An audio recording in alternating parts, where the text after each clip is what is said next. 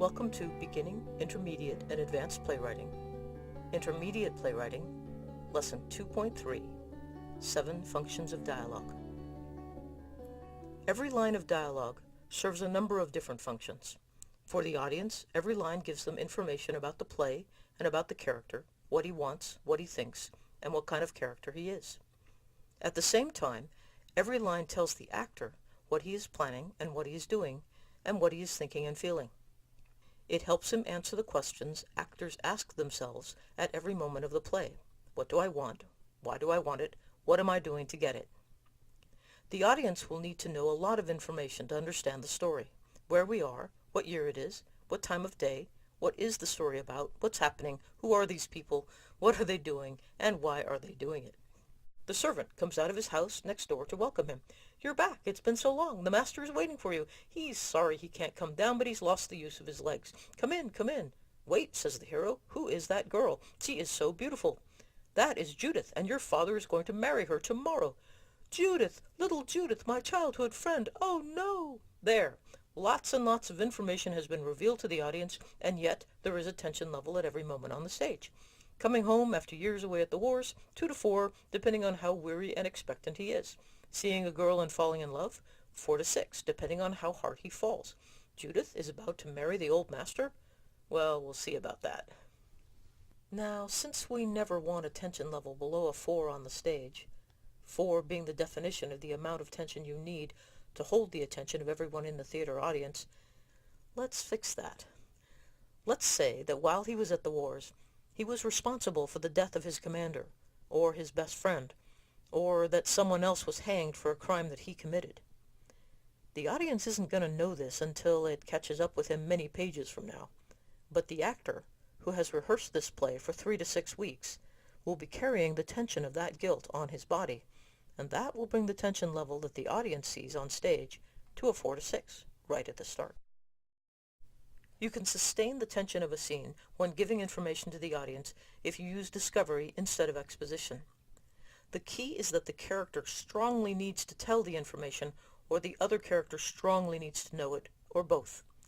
But they can't be giving out information just because the playwright needs it done. When giving out information, make sure that you are sustaining the tension level on the stage. You never want to build boring moments into your play.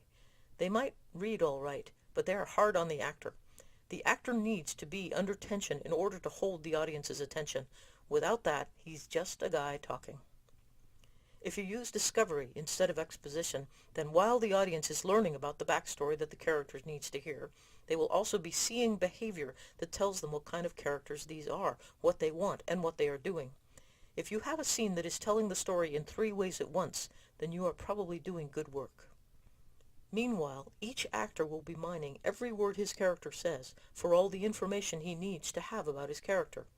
The way he talks will tell him a lot about how the character behaves. It will also tell him how the character thinks and some of what he feels. The actor will build a character arc, telling him what he is thinking from moment to moment while he is on stage. The words he utters are points of information he uses to get him from one thought, plan, and feeling to the next. So while you are writing the scene, remember that at the same time, every line you give a character is the next link in the character's arc.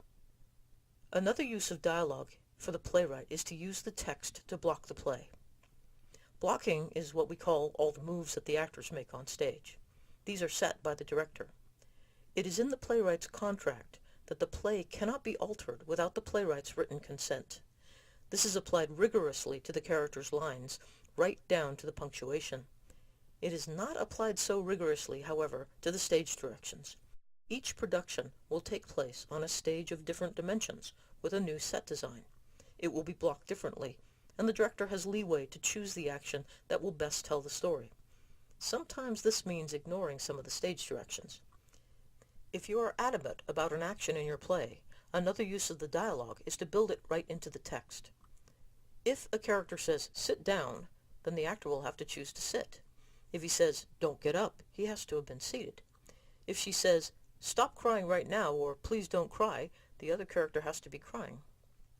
You can go farther than this. If you have in mind exactly how you see the play being performed, you can build the blocking right into the text. "Sweetie, I'm here now, I'm here. will force the actors to stand close to each other. "You all know why you're here" is spoken at a distance to people in a group. "Honey, I'm home" is called out to the room at large. Check this out in Shakespeare's plays. Let the complete works fall open, put your finger on any line on the page, and then look at it. The line will tell you how far the speaker is standing from the characters he is speaking to. "Friends, Romans, countrymen," for example, or "a word in your ear." One other function of dialogue is to create the tone and mood of the play. And this is where the playwright becomes a poet as well, using the language of the play to evoke more than what we see on the stage. Use all these functions of dialogue to get the most out of every word spoken in your play. Here is your exercise for this lesson. Write an interchange between two characters in which each of them gives the other important information by simply stating it to them. Then, write the interchange again so that the circumstances leaks the most important information to the audience. You may find that some information that you think is important doesn't end up in the scene. If it doesn't work to further the scene, it may not be that important. Note, if the interchange seems boring to you, raise the stakes. If it is still boring, hurt the characters. Here is an example. "Karen, I want you to know that I keep my will in that desk over there." Karen: "That's fine, David, but I have to tell you that I'm leaving on a long trip and I probably won't see you again." David: "I've written you out of my will." Karen: "I don't want your money." David: "I'm dying of kidney failure." Karen: "I know." The other version. David: "Over there, on the desk. Please, bring it to me." Karen: "What's this?" David: "Not that. Put that back." Karen: "It's your will." David: "What did you think it was? Of course I have a will. If you stay, I may put you in it." Karen: "Go to hell." David: "I'm dying." Karen: "Then you'll get there all the sooner." In the next lesson, we will discuss more about plotting a longer play and the all-important theme and why it is not important to the playwright. If you would like more information on playwriting, my manual, Playwriting, the Merciless Craft, Comprehensive Techniques for Mastering Beginning, Intermediate, and Advanced Playwriting, is available from Amazon as both an ebook or a paperback. If you have questions or comments, or are interested in a workshop or master's class, you can contact me through my website at thecarolwolf.com.